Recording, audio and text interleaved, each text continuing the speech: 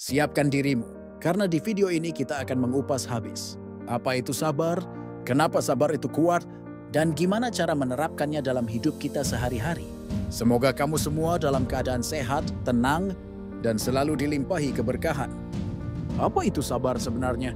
Kalau kamu dengar kata sabar, apa yang langsung terlintas di pikiranmu? Menahan marah, diam ketika disakiti, atau sekadar menunggu waktu yang tepat? Nah, sabar sebenarnya lebih dari itu semua.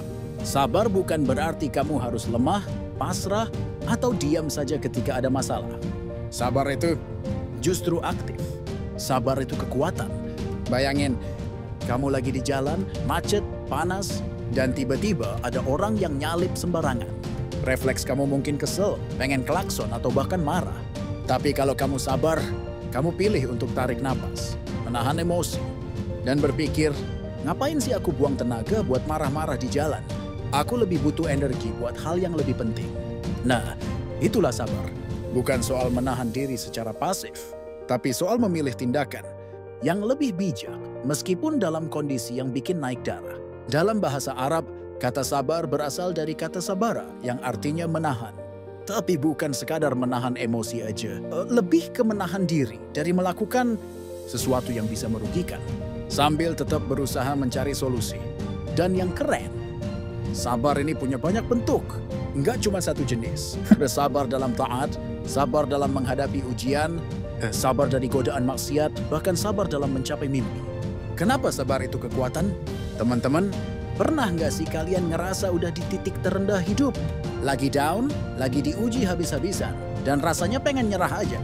Tapi anehnya, ada bagian dalam diri kamu yang bilang, tenang, ini belum selesai. Itu namanya kekuatan sabar sedang bekerja. Sabar adalah daya tahan jiwa. Ibarat otot yang diam-diam terus menahan beban. Walau kelihatan nggak bergerak, dia sebenarnya kuat banget. Sabar bukan cuma bikin kamu terlihat baik, tapi sabar melatih mental kamu untuk jadi tangguh. Orang sabar itu bukan yang nggak punya emosi, tapi mereka tahu kapan dan bagaimana harus bertindak. Mereka nggak gampang reaktif, nggak gampang terbawa suasana. Dan justru karena itulah mereka bisa bertahan lebih lama di situasi sulit. Ada pepatah Arab yang bilang, "Asyabru miftahul farah." Sabar adalah kunci dari segala jalan keluar. Artinya, dalam setiap masalah, seringkali solusinya nggak muncul dari tindakan gegabah, tapi dari ketenangan, dari kesabaran. Coba lihat orang-orang sukses. Jarang ada yang sukses instan.